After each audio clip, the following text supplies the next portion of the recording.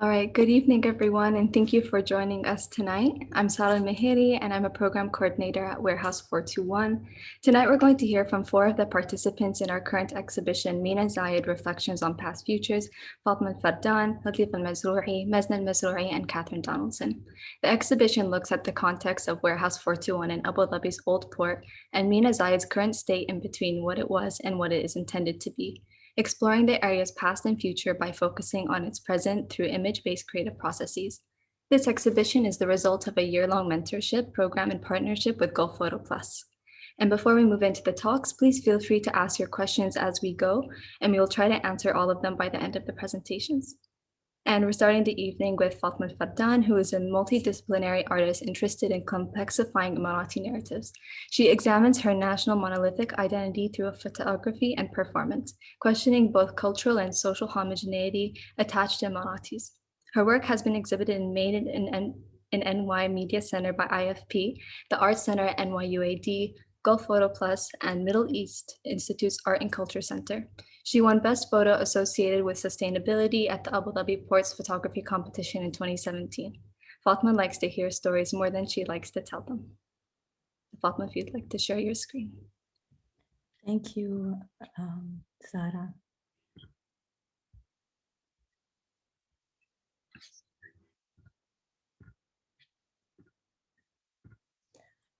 Can you see my screen? Okay. Yeah. The project I developed during this mentorship program is called We Dance Asynchronously on the Same Stage. So I applied to this program while developing my visual arts senior thesis, and I realized that one missing part of my thesis was self-portraiture. In my thesis, I was looking at my family and myself, like our narratives, and I realized that I didn't include self-portraiture. So I wanted to use this program to challenge myself and develop a self-portrait series. And I ended up committing to this idea, and I'm happy to see that some of the vocab I used in my initial application are reflected in my artist statement in the end. So the epitome of a good self-portrait to me is Hans Holbein's The Ambassadors, and this is a painting I sat with when I studied away in London, and it uses a lot of symbolism that we deconstructed in class, and it was what I was looking for when I was looking at a good self-portrait. And so at the same time, at home, I had this book called 500 Self-Portraits, and throughout this period, I was looking constantly at it to see how artists were representing themselves. During my initial stages of research, I kept going back and back and back to Mina, and I always found myself in the area of the warehouses. I was interested in the visual typology, and this is the idea and while exploring it, I also tried to create my idea of childhood, but I didn't like the photos I was making. And so we had a critique, and I presented all of these ideas. I was super confused, and it seemed like a detour from my initial interest, and they were photos without stories. But in the end of the critique, Mohammed Samji and Finn, I sat with them and I showed them these photographs, and I told them oh, I tried to work my initial idea, but it didn't work. And they told me storyboard, and storyboarding really helped me. So 2 weeks after the mini slide fest, I went back home and I created these sketches, and I'm a horrible illustrator, but they worked out for me. And I made a list of my feelings, and I tried to match these feelings to sketch them out and develop a narrative. And then this is a more later version of these sketches that I developed. So my initial exploration of Mina seemed like a distraction, like my interest in the warehouse. But I realized in the end that it wasn't a distraction. Instead, my interest in the warehouse served as research while I was developing my storyboards, because I already had knowledge of the infrastructure of the warehouses area. So the entire warehouse area then served for me as a stage. So I knew, when I was drawing out the feelings and what I wanted each photo to be, I knew where to locate it because I had visited the area of the warehouses so many times. This is a meme I came across, and I thought it was very relevant to my project. So keywords is something that during our first meetings that was emphasized, the importance of keywords when thinking about your project. And in February, when the program first started, my like the way I was viewing Mina was very surface level. And then by May, I had developed a more sophisticated vocabulary when it came to Mina. And by November, like my vocabulary regarding Mina was related a lot more to my project.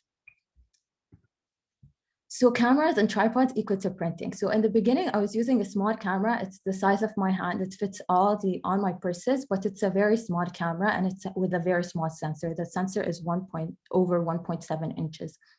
And in one of the critiques, it was brought up like, how big do you want your photos to be printed?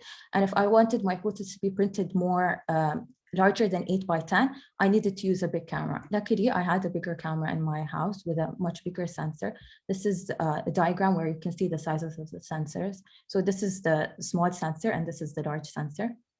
And I also bought a new tripod because my other tripod like couldn't handle the weight of the larger camera.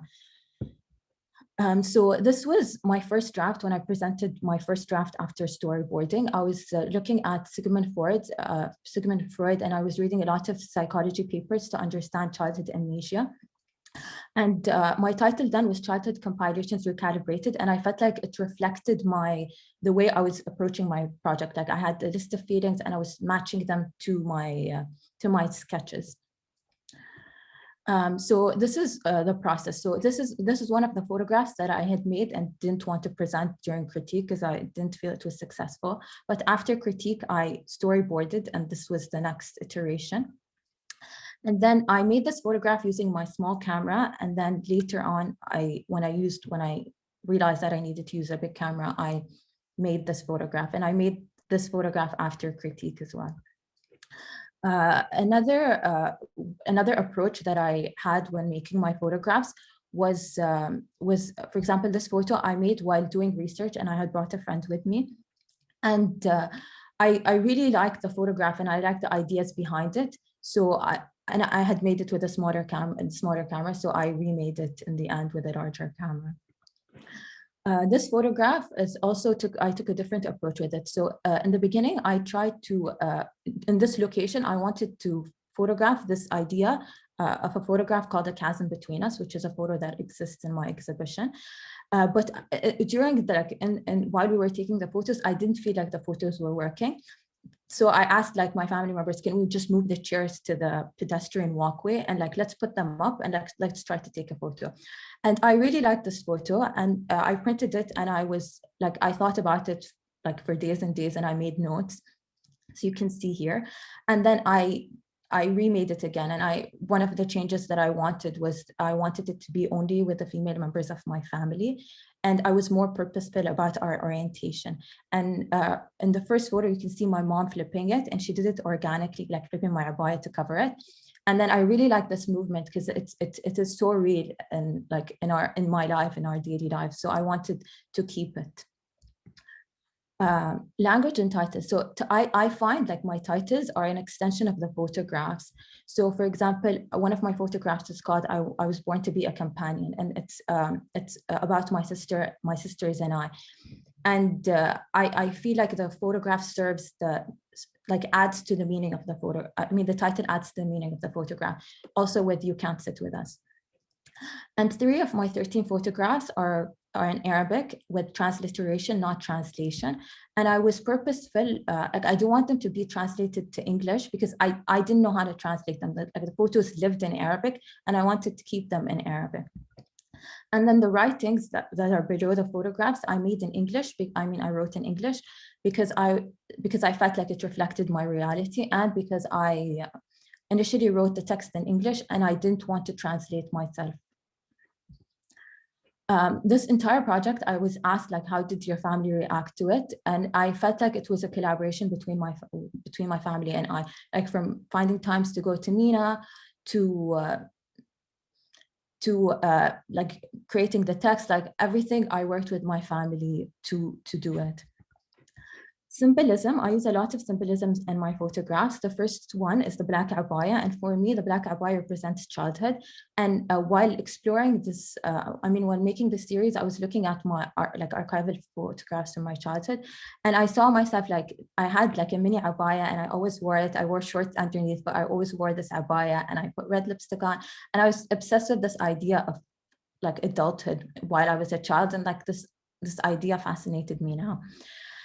The colored abaya for me represents womanhood and agency, the transition to womanhood and agency, because when I was a child, the colored abaya was not as ubiquitous as it is now. Trees and clouds represent either heaven or hope. The demolished buildings represent death and despair, and the lawn chairs represent displacement and adaptability. So these were the childhood photographs that I was looking at while developing this project. And my family was going through a period of digitizing our photographs. So I had these photographs to look at. And one of the photographs is with me and my nanny, Helen, that I mentioned in a photograph called "What Do You Want to Be When You Grow Up?" And this is a photograph of my sister, and the area seems so Mina. I went to Mina recently, and this is exactly what I saw, but I'm not sure if it's Mina. These photographs helped me see my photograph that is called "I Was Born to Be a Companion," and the joy reflected in my family members.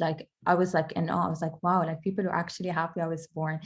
And then these photographs with my sister, they made me think how is a personality formed? We were always goofing around, trying to be we were it seemed we were having fun. So it made me think about are we born with humor? How are we born? How is the personality formed? So this is one of the questions that I spent the period of my project thinking about. Another question is another question that I was asked during my university while university while I was developing project is who are you looking at? And it's a question my professors addressed to me. And the first person I looked at is Lateefa Almazrooei, and I looked at her while developing my visual arts thesis, and she continued to inform this project. And her work, this body of work called "The Notion of Family," epitomizes the personal is political. Her story is about she's a Black woman, and she speaks about race and in her small town and how her town is affected by environmental racism, and she speaks about redlining and white flight. And I felt her approach of photographing family really informed mine. Cindy Sherman is another artist I looked at. I didn't understand what Cindy Sherman was about until I researched her while doing this project. And I looked at, I bought the book and I looked at her photographs, and her process really informed mine, the way she was thinking about it. And one of the things that she said was, what I didn't want were pictures showing emotion. And I really thought about that while thinking, how do I want the people in my photographs to look? So order and sequencing, ordering my photographs was something I avoided doing for weeks. I put it off because by then I was looking at each, and I was developing each photograph very individualistically. So I didn't see the overarching narrative. But I created this large sheet, which you can also see behind me. And I printed the photos, cut them up, and I tried putting one by one, and I kept forgetting why I made the decision to put one next to the other. So I have all these sticky notes, as you can see.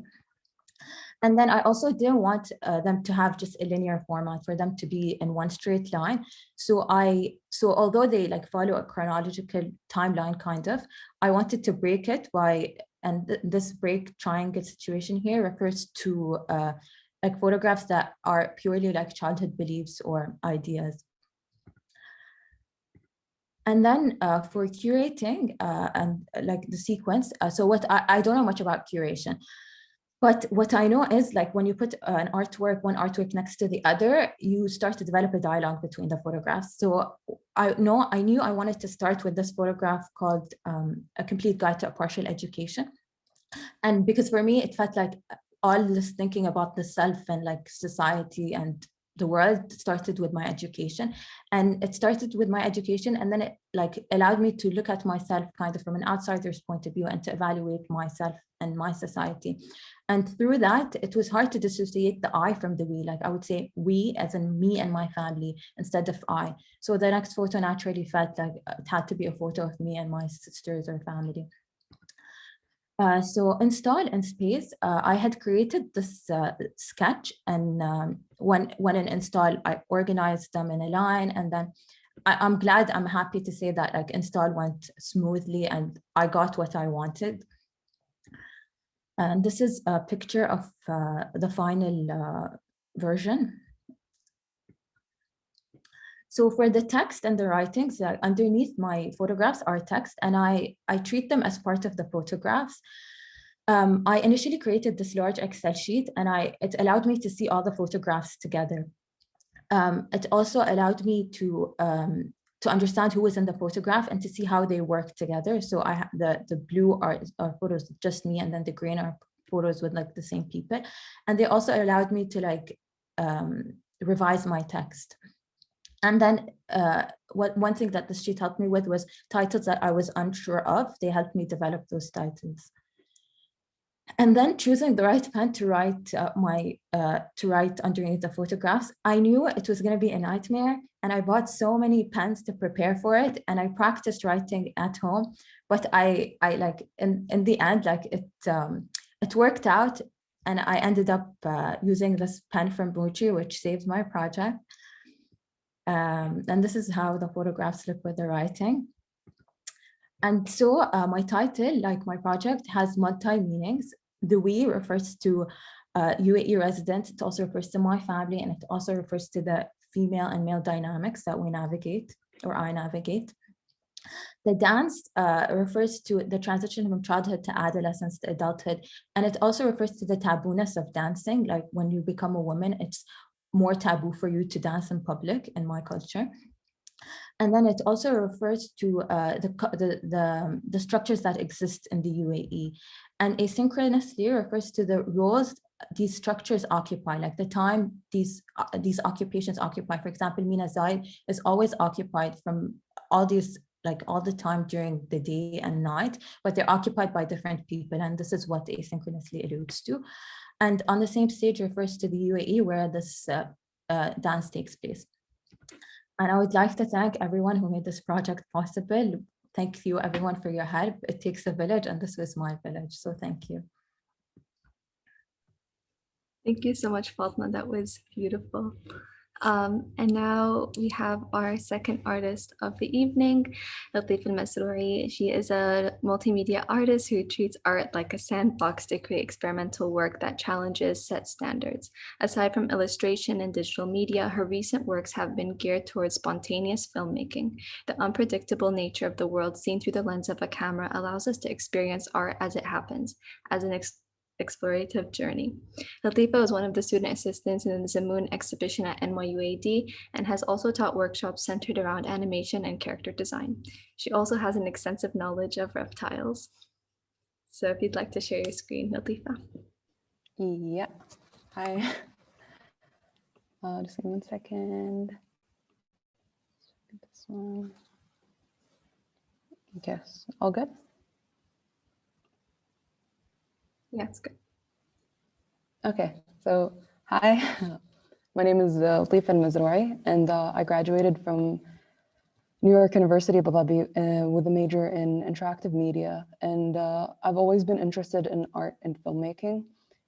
And I'm really glad I managed to get this opportunity to be part of this program with Warehouse and Gulf Photo Plus, which basically give me the chance to see what it's like to produce work in the local artwork. And film has always been like my favorite medium as opposed to photography. And I sort of knew from the start that I wanted to create a project that was film-based.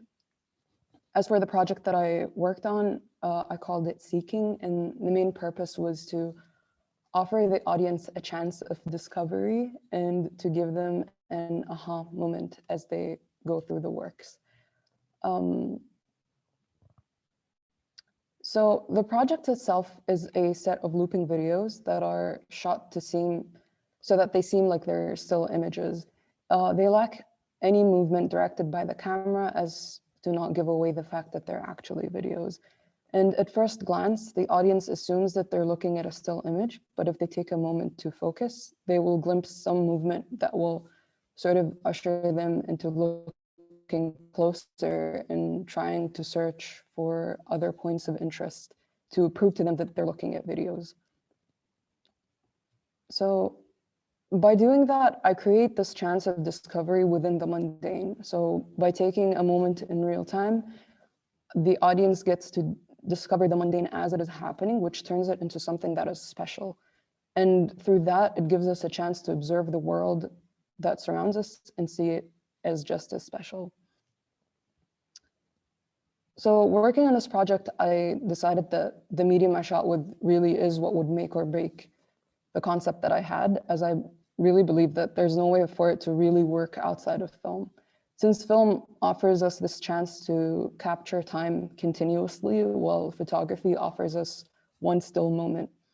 And by choosing film, I choose to present the physical and literal passage of time, which I then portray in my work, that in itself becomes a statement and sort of a point of realization for the audience to take a moment and appreciate the time that's passing and their surroundings. So I'll talk a little bit about my process, and so I'll just let this play. So when we first started the mentorship program, I think like we all had a lot of different and fresh ideas, and through like many photo walks and test shoots, we all sort of started figuring out what it was that we wanted to tell, like the stories or the narratives that we wanted to tell. And for me personally, a big part of Mina Zayed is the way it's just like always bustling with life, almost constantly. Even like you come to the port at 2 a.m. and it's alive and active. You come at 2 p.m., it's just as alive and active. And initially I wanted to create a project that showed that life.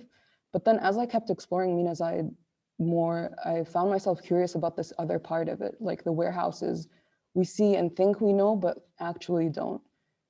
So I took a chance and I went into one of the warehouses with a friend of mine. And from there, it really snowballed into this project that I was confident in creating.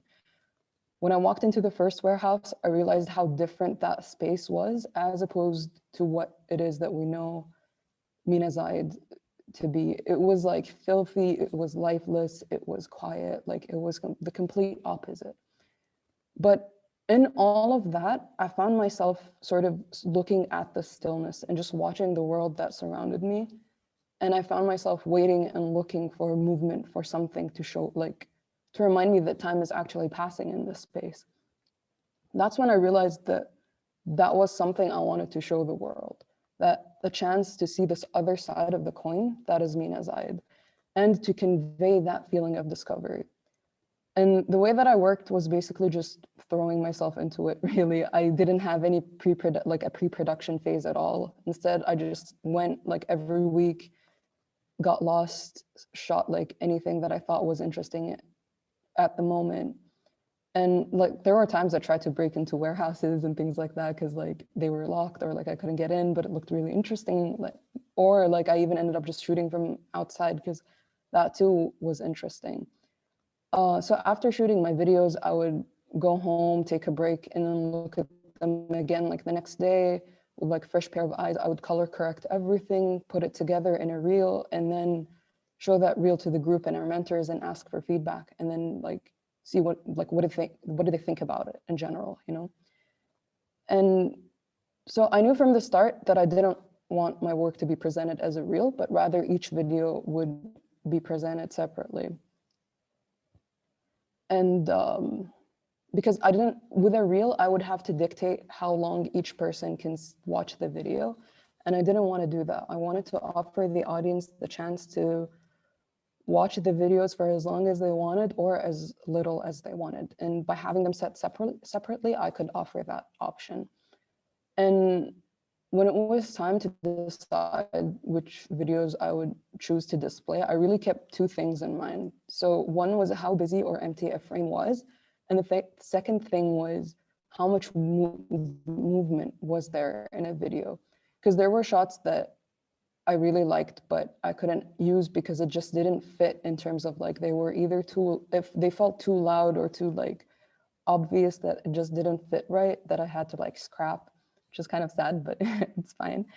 And so at the end, it was basically just like finding that right balance to present my work and be able to constantly keep like hook the audience.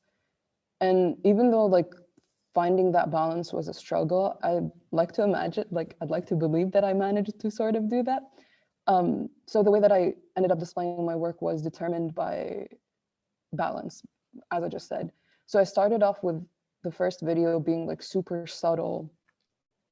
And then in the next video, it was also a little more obvious. And then the third video was like really obvious to like, so that the audience realizes, oh, they're videos. And then they have a chance to go back and try to find out what was moving in the previous videos, or keep going and then seeing what's next. And then in the next ones, I would choose ones that are more subtle, so that, because now the audience knows there's movement and they basically like are more eager to explore and discover, sort of. So like I managed to like get their attention once again. Oh, and what's going on? Yeah, so, well, main takeaways, like honestly, I'm like really grateful for this opportunity. And I think because of it, I've become a lot closer to Mina Zayed, and I have this like very different image of it now than I used to do. That is a very, very personal to me. And I feel like I can't help but want to create more work that is related to Mina Zayed, as I don't feel like I finished exploring it in a sense. Like after I finished shooting everything, all I could think about was there's more I want to shoot. And for that, I think I'm grateful to Warehouse and GPP, because now I know what I want to do next. So yeah, thank you. Thank you, Lateefa, for sharing your process with all that are here today. And before we move on to the next two artists, I'd just like to remind everyone that you can ask questions through the Q&A, and we'll be getting to them after the next two artists present their practice. Next we have Mazna Almazrouei, who's a street photographer. To her, street photography is a never-ending pursuit that is fueled by her fascination with people's connections to public spaces. It is her voice and how she views and relates to the world around her. Mazna has also given workshops on film photography, including Introduction to Photography with Mina Zayed, as well as workshops introducing theoretical concepts for shooting with black and white film with Sharjah Art Foundation. Mazna has a rooftop darkroom where she contemplates life and loves epic fantasy books. So if you'd like to present.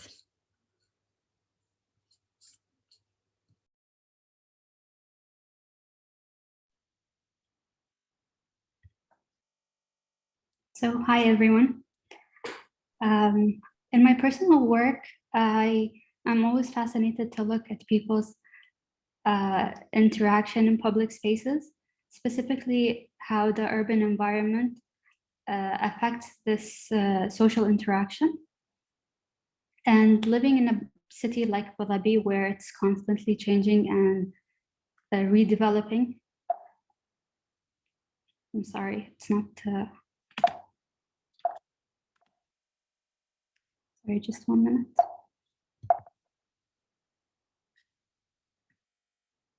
Okay.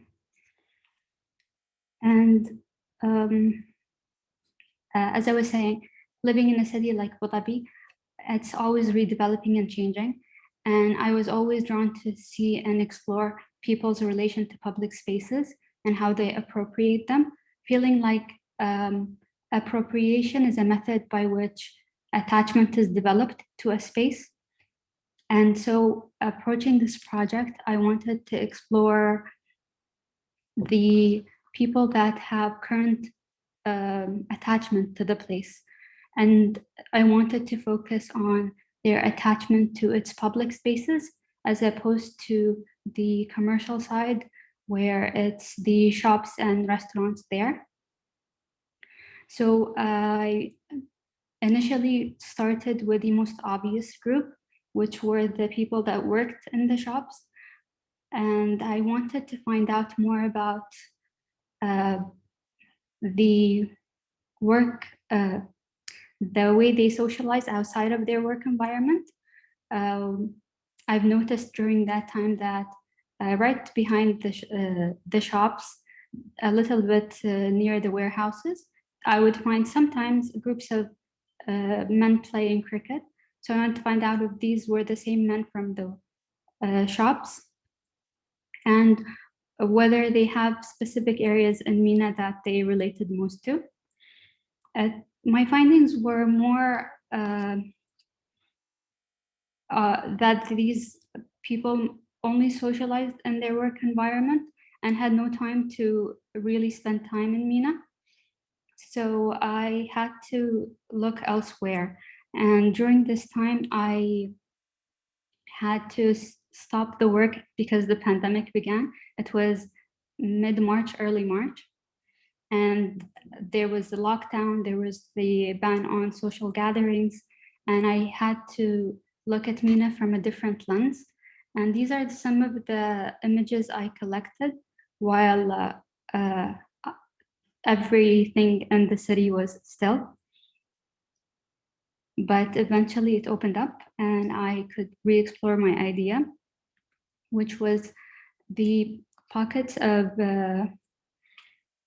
players that would show up only certain times of the week to play cricket in different areas in Mina. So I started observing and documenting them. They would use areas like the Dow, the ship graveyard, and streets between warehouses, empty lots between the warehouses. And I would go home, develop and analyze my work. Looking at the big picture, I seemed to have a lot of images that showed what I wanted, the appropriation of space, but at the same time felt a little disconnected and lagging. Through the discussions and critique, I found that I was missing two things that would make this a more engaging project, which was one, to make it personal, because at this point I had the lens of an observer and not someone that was interacting with them past getting their permission to be photographed. And secondly, most of my shots were wide shots and I needed to pull the audience in.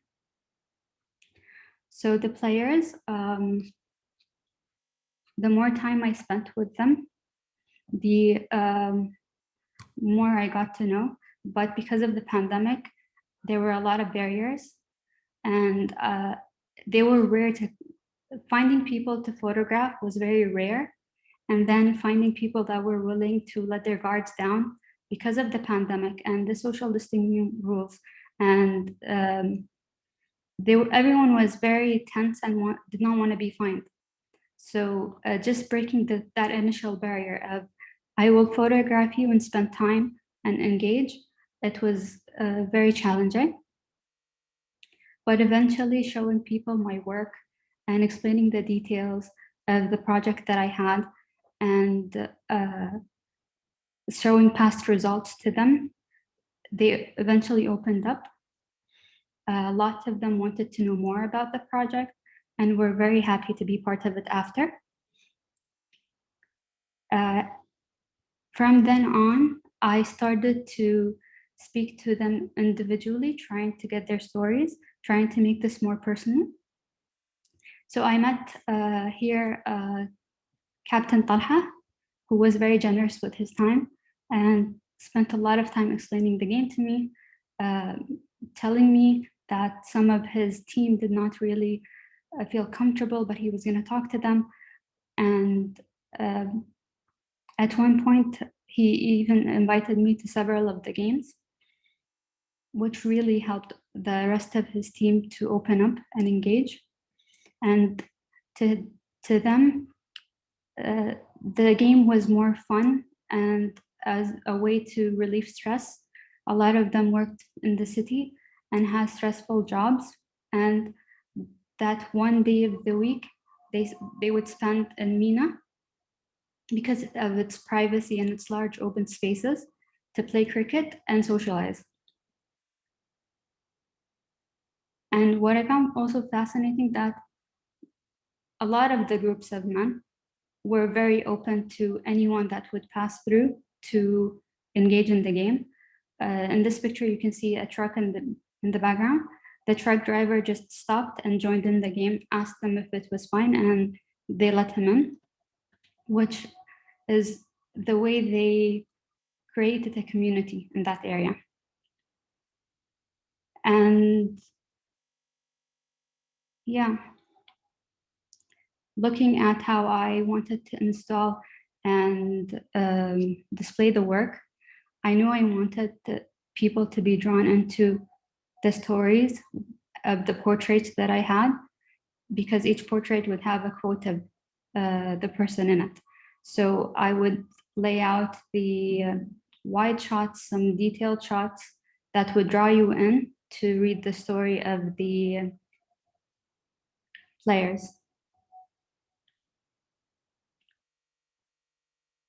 And that's it. Thank you.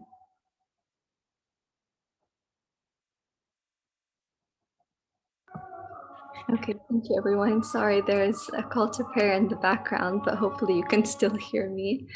And now we're gonna go to Catherine Donaldson, who is an illustrator and educator interested in reportage and documentary illustration. Her reportage practice explores the role of drawing as a method of inquiry and how a reflective and subjective approach can provide a thick description of place.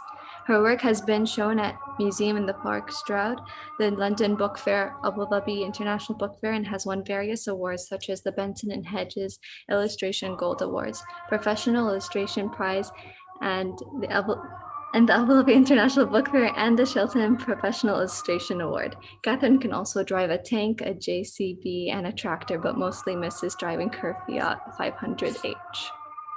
So Kat, if you would like to share your screen.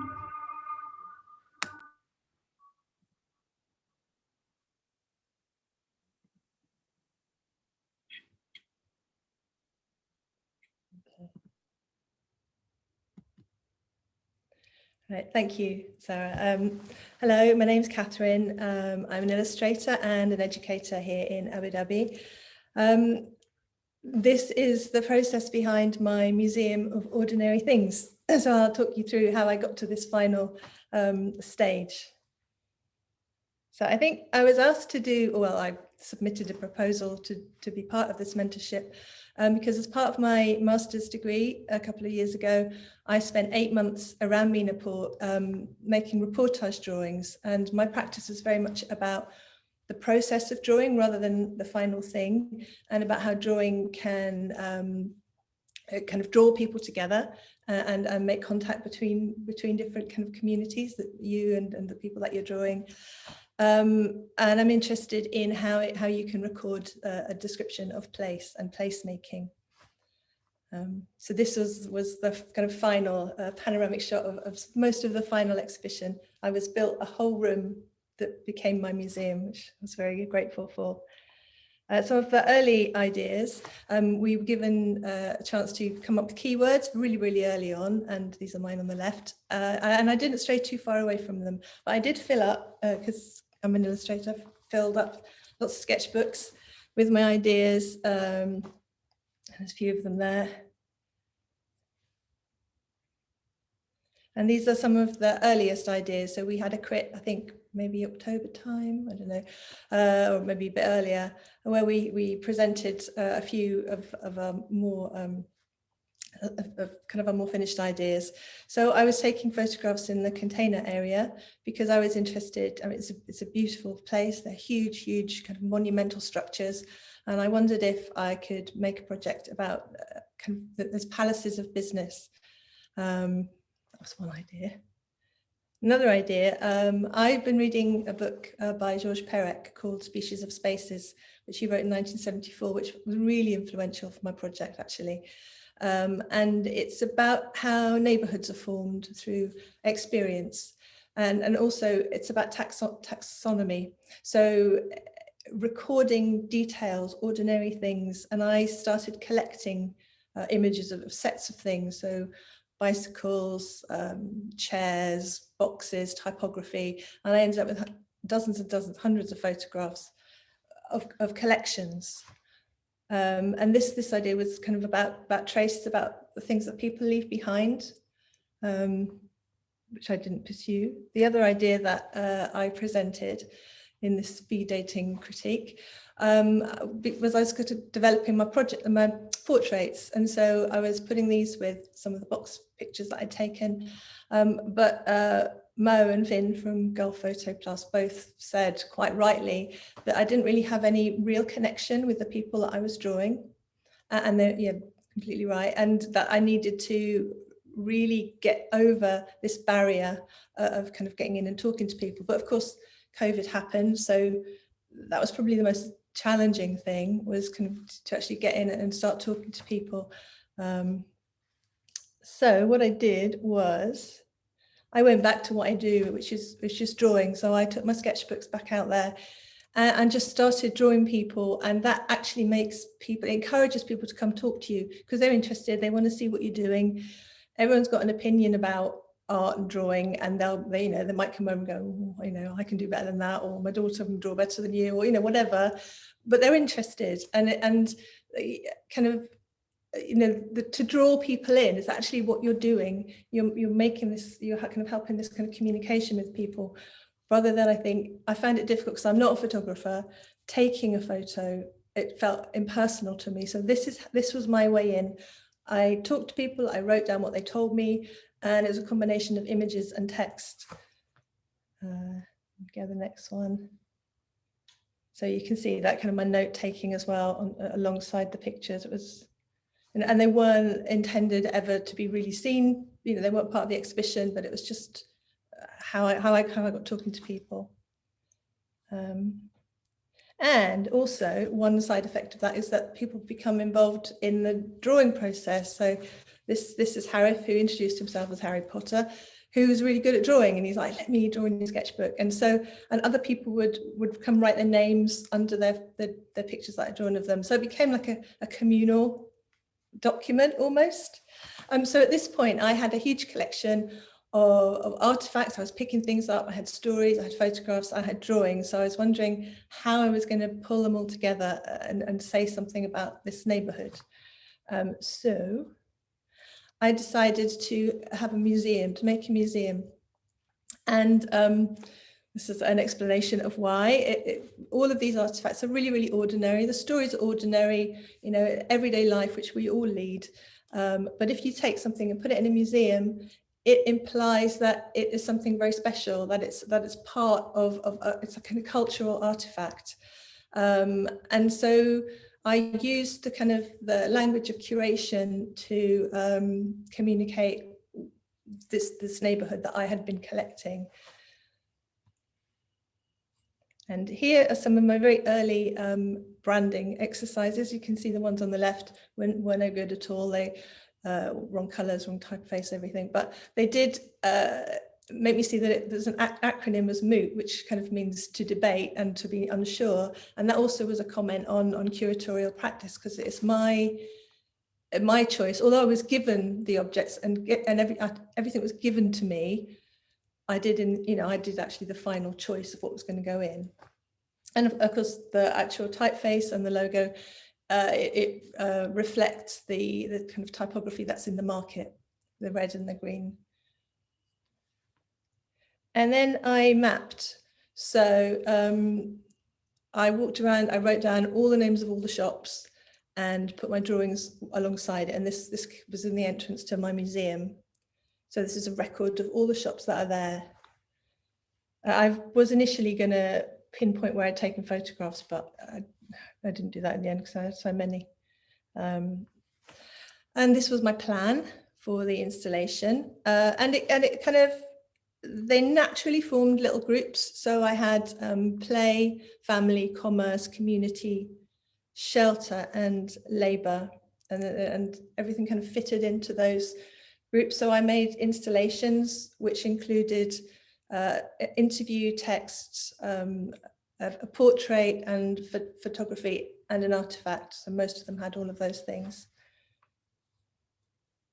And this was community. So everybody in the market sits on a chair, and the chairs have a huge history. They're all battered. They're all really individual. So one of my collection was chairs, and I had about 40 or 50 photographs of different chairs. But they represent the men sitting outside the shop and chatting to each other all day. And so this chair was given to me. This is from the market. The pistachios I wasn't allowed to put in, I think, for health and safety, which is fair enough. And this is how it came with the painting that I did of Muhammad. And that's this. And I made drawings of the market workers because, first of all, they're a testament to the time spent with them. And they're more emotive, I think, and subjective. And also it was clear that it's this constructed thing. It's not like a photograph that I've just taken. This is family. I found this little toy in the market. A lot of the men don't have their families with them, but it's a kind of pragmatic decision because very proudly, I was told so many times, they've built houses, send their kids off to university, look after other family members, and it's just how it is. The language of all of the captions, I'll just show you how this one all came together. So this is my little robot on a plinth that had plinths and shelves. And then this is labour with buckets and mops. And another portrait.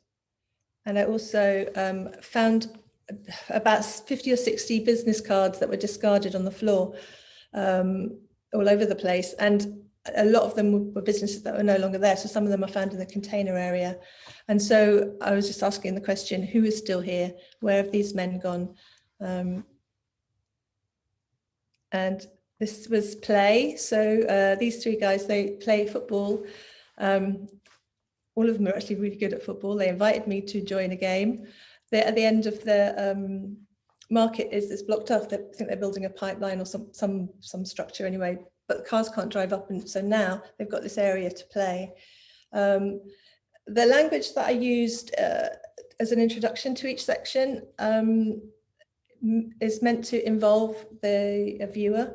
So, for example, in this one, Abu, he's the guy in the white t-shirt, he supports Liverpool. So I'm asking, what's your team? So I wanted the audience to become involved with the different kind of scenarios. Okay, and then this was how it looked with a photo of Abu doing it. They're really good at football, actually, really good tricks. Commerce, this was Saran, who I also took sound, so I recorded people as they were explaining things to me, and he took me into his fridge and he was showing me all the different vegetables, where they all came from. And this is just a transcript of it's almost like a song. I really liked it. Some days I took a translator with me. I don't know if Atika's out there in the audience, but thank you so much. Really helped. And this is the kind of part of this display with the fruit tray which I bought from him. And this is one of the walls. So in the middle, there's a section called Shelter, which was all about the fabric and the coverings that have clearly come from home. A lot of them have, they look like they've had a long history. They're from all sorts of different patterns, curtains, bed covers. And it's kind of this domestic coming from someone's house, coming into a place of work, and they use it to cover up and to shelter from the sun. And then on the left, the date market, and on the right, the labour, and the Del Monte sign, which I was given, which was really good. And then at the end, a thank you to everyone who helped me, including Ravi, if you're out there, who told me how to use the camera, which was really good. Huge learning curve for me. I draw. I didn't really take photographs except for reference beforehand. And I'd not really made an installation before. So it's been incredibly challenging, but absolutely brilliant. Yeah, I've really, really enjoyed this year. It's been so good. So that's my project.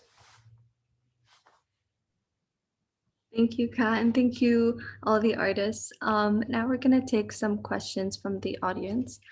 And for the first question, it's from an anonymous attendee, so I'm not sure for who it is, but we're gonna address it to all speakers. So if there's a clarification, please write it in the in the Q&A box.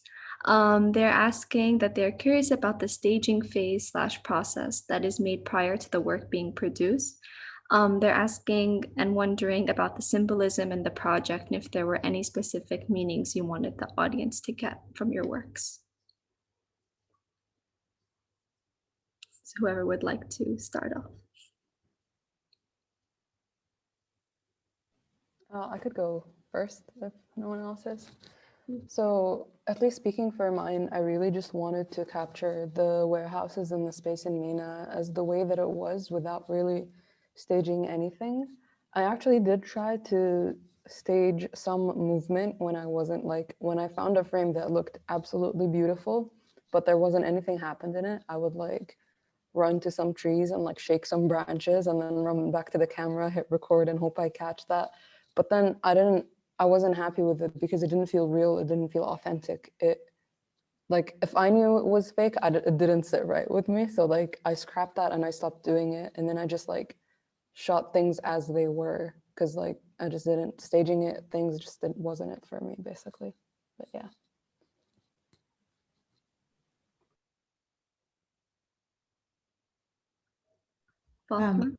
Yeah, for me, I feel like my entire body of work was staged, and I was looking into staged photography.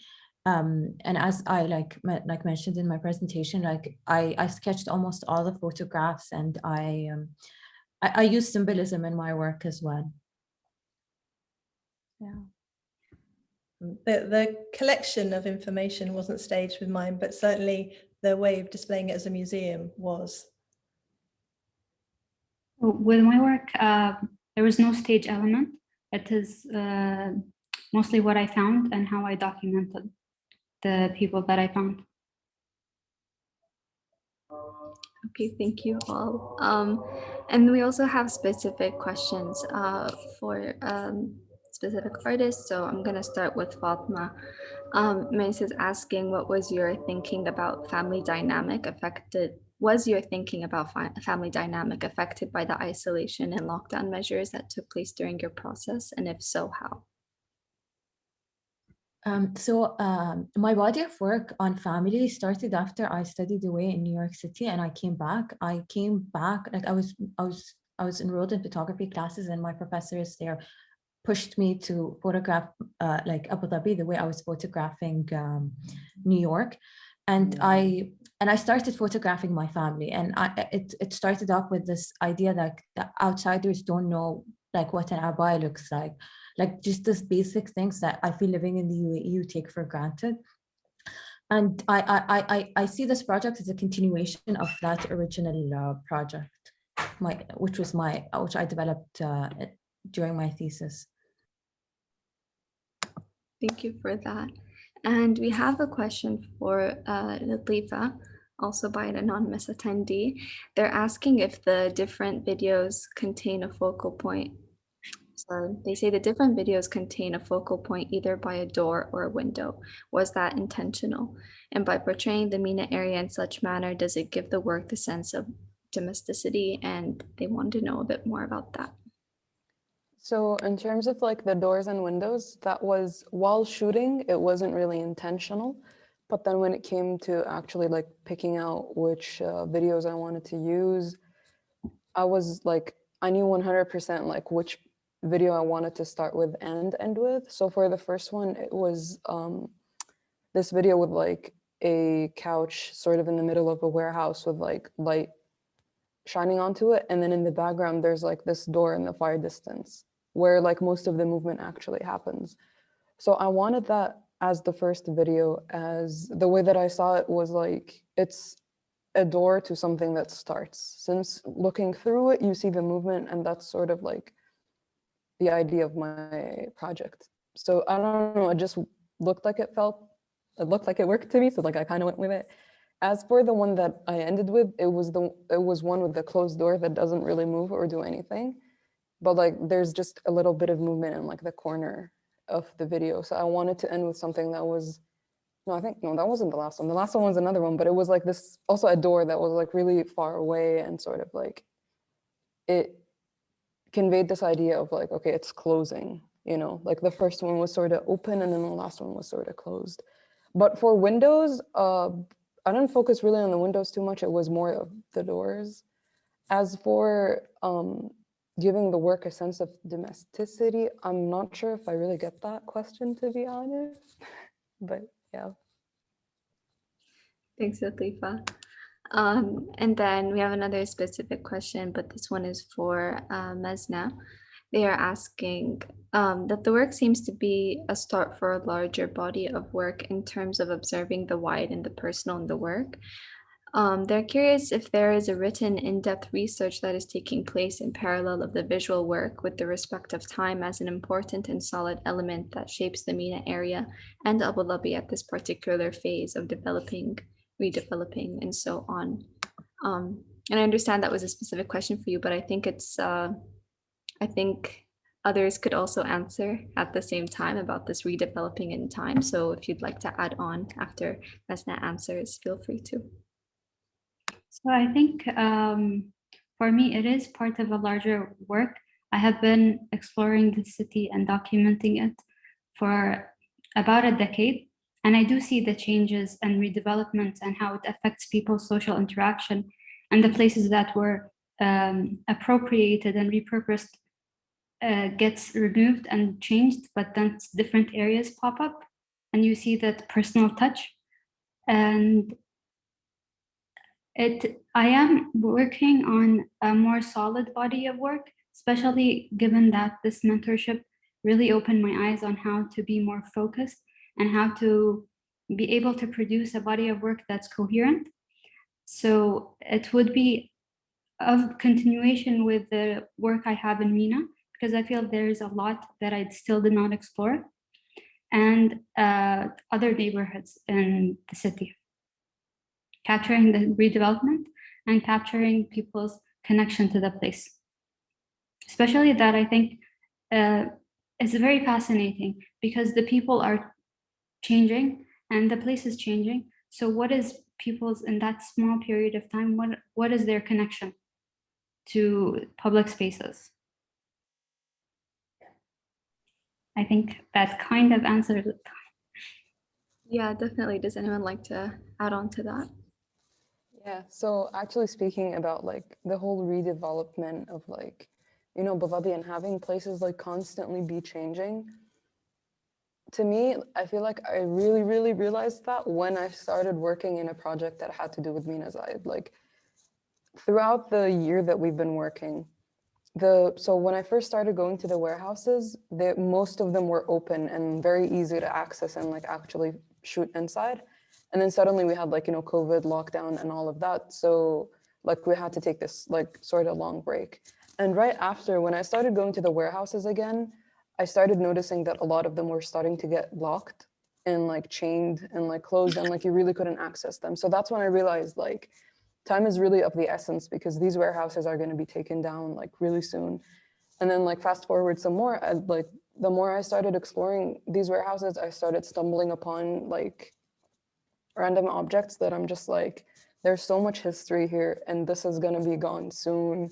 And I like sort of started panicking because I'm like, no one is doing anything with this, you know, like someone should be like documenting these things, like keeping them. Like I found videotapes of like some wedding, I think in like 2002 or like 99, like some conference, like these random like VHS tapes. And I'm just like, they might still work, you know, there's history there. And I feel like we're sort of losing it and it's scary, but yeah. Yeah, you're right. Oh, sorry. Even in the course of the project, even in the course, like since last February, everything has changed so much that, as you say, some of them have been cleared completely, and or just rubble. When in the beginning there were objects that you could kind of forage for and take. But on the other hand, everyone's really invested in the people that are there because we've all spent a long time talking to people and getting to know them. And I think I certainly am genuinely interested in what's going to happen next, what's going to happen with the market. Is it going to become a shopping mall? Is it going to stay the same? I really want to know. So I want to keep working there, and I want to keep going back and drawing and taking photographs. I can't just leave it alone. And I think I don't know if anyone else feels that. Yeah, and I think you brought up a really good point about like wanting to document it.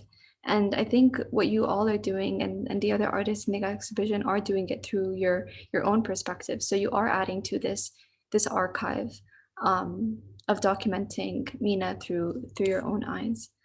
And there's a question for Kat about your work at Moot. They're asking that there's a saturated drafting element to it that suggests fiction or fictitious view of the Mina area. They're curious if this is deliberate. The photographs and the actual objects were very non-fictional when you experience one-to-one. Were you trying to play with this idea of the fictional and the non-fictional? In the beginning, yes, I was making.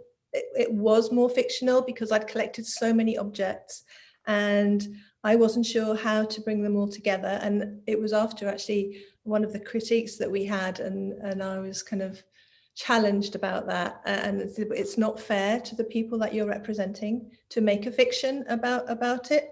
So that's why I tried really hard to record conversations and real stories, and it was real things that people had given me, and I didn't kind of tried not to take things out of context. So it was given to me within the area of the photograph was there and the drawing was there. I guess the drawings are fictitious. Well, they're it's a visual language, but I think that's when it's seen with everything else, I think that's okay. But I wanted that element to be within the drawings. I didn't want them to be a photograph of somebody. I wanted it to be more nuanced and have more layers, I think. I don't know if that answers. Yeah, and there's just a follow-up to that, asking that this fictionness, how does that relate to validating a place such as Mina Zayed as a destination? I think that the things that are left of a place are stories and narratives, and I kind of think that's what we've all been doing, whether it's by photography or by drawing. We're all creating stories about the place, and I think that's what's remembered. Thank you for your answer. And then for Fatema, we have a follow-up with the symbolism you were talking about in the first question. Could you talk a little bit more about that symbolism in your work? So I had a few symbols. One of them was like the black abaya, and the black abaya I associated with childhood and ideas of childhood or childhood beliefs. The other one was the colored abaya, and when it's present in my photographs, it represents the transition to womanhood and like the agency that gives me. And another symbol was the demolished buildings. For me, they represented death and despair. And another, and not in all of my photos, but in some of them, the trees and the clouds, a combination represented heaven/hope. Yeah, like for example, there's one picture with trees, it's called Shirti Harami. Like they don't represent heaven or hope, but in another photo, which is Al-Atfal Yadkhuluna Al-Jannah, heaven and hope is more pronounced in that photograph. I also have a question to Kat to what you said before. Can I ask? Yeah, for sure.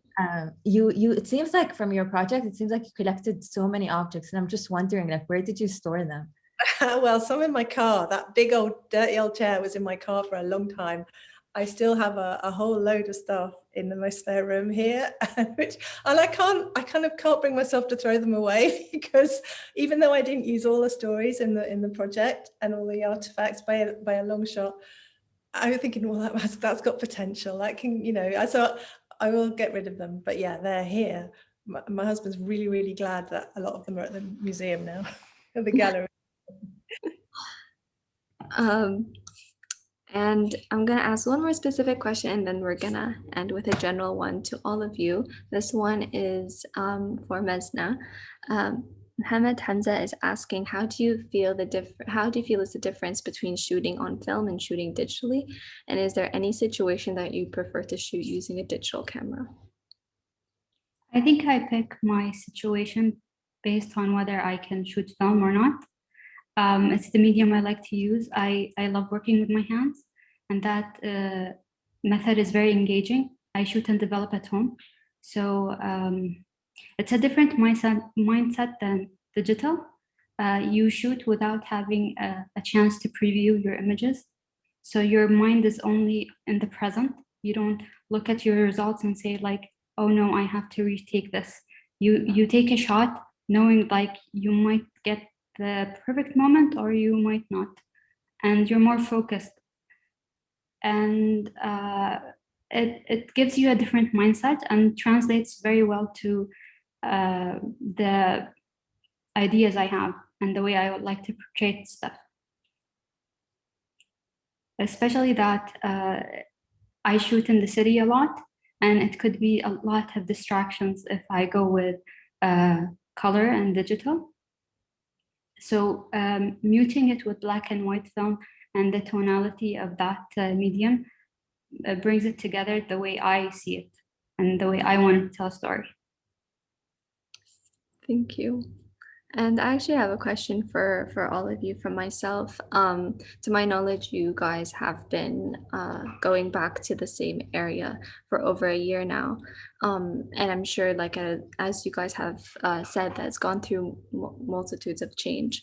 So I'm just wondering, through your projects and your final works, was change captured? And is that very apparent to the viewer, or is that something that was quite not stagnant, sorry, something that is quite like one note, so it looks like it's all been shot like together? There is this yeah, if that makes sense. I'll go first. I'm not sure if the viewer actually would notice if it's pre-pandemic or during the pandemic, but in my photos initially, I shot people and it feels different. You see them playing and everything, but there are no masks. And then as the pandemic hits, everyone has a mask, even when they're playing and they're running around and the game is on, they would have their mask. And you see it in the pictures, but it's not highlighted as part of the narrative. That's really interesting. Lateefa, Fatema, Kat? Yeah, I can go next. So for me, I think so you can see the passage of time on the buildings themselves, but not necessarily like pre-pandemic, mid-pandemic, or like just that year, you know? It's more like the changes that have like happened over time. So like, you know, just broken down buildings, like rusty pipes, cracks in the wall, things like that, that are just part of the space itself. So it's like, you can tell that time has passed on this space, but you don't know from when or until when or etc. Yeah. And I think like adding to what they said, like we experienced like time, like seeing how the place changed Mina more intimately, because we visited and we were discussing earlier, like Kat made an intervention that Mazna noticed and photographed. So like we noticed because we visited the same areas and we visit them often. So it was like we saw the change that might like a casual viewer might not see. But for my project specifically, I feel like time or change was reflected in like age, kind of like the transition from like childhood to womanhood to adolescence. And then in one of my photographs, I was thinking when you asked this question, was the demolished buildings. They're no longer there. And I was very intentional about having that in the background. Like it served to my narrative. And I remember like this photograph was gonna this building was gonna be demolished next week, so I needed to like time myself to like make the photograph before then. I think for me, it might not be obvious in the work, but as you all said, us going back over and over and over again, things like the people who work there being able to play football, where when the market was really busy and there was no building work in between, they couldn't, because they were working and they didn't have the space, and it wasn't safe because there were cars going up and down. The men having more time to talk to us, because the periods where, because before, especially for example, the date market, there are no cruise ships at the moment, and so that's quite a big drop in customers. And in some of the words that go alongside my exhibition, when I was being spoken to, they talk about how they sell dates to each other and to Emiratis, and Emiratis really know their dates, and they're, you know, it's all great, but they're like 500 or 600 people aren't coming in the daytime, so we had more time to spend with them. I don't know if that would come across. It's very interesting, all of your answers. And then I think we're gonna end with one more question. It's a great question to end with. And it is, how did your projects change your original perspectives or ideas of Mina?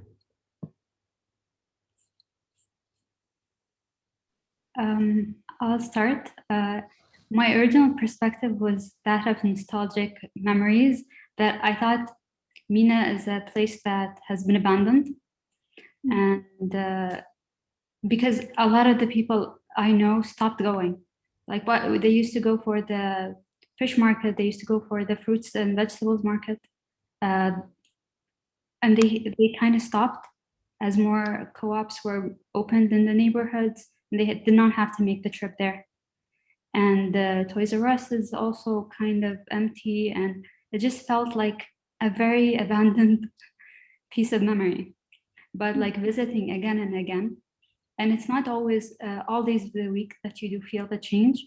It does feel very vacant during weekdays, but to me, in the weekends, the markets are busier, and you would see between the warehouses, the really empty places are brought back to life by groups of people. Not only the cricket players, but also I noticed a lot of cyclists are going through that area. And even there's a bicycle shop towards the end where the coffee shop is. And I saw families that would buy bicycles for their kids, and then they would try them around that area between the warehouses and the street. And it kind of mirrored my memories of the place, where I used to go there with my family to rollerblade, and it was in the same exact places. It just felt like it's still alive. And that's something that's going to be lost with the redevelopment. I think I would take away that the strength of community there, that I didn't know before I kind of first went to Mina Port. I was even a bit nervous about, you know, going to the markets. It was really busy then, and you know, everyone's trying to get your attention to buy, but actually when you spend time there, you can see that it's a really, really strong community, and everybody looks out for each other, and everybody just sits and chats about their family all day, and it's just a really welcoming place.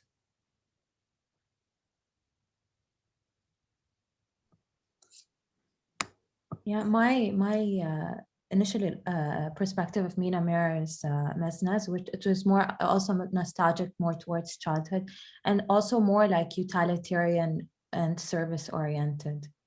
But now I can like see it the way Kat does.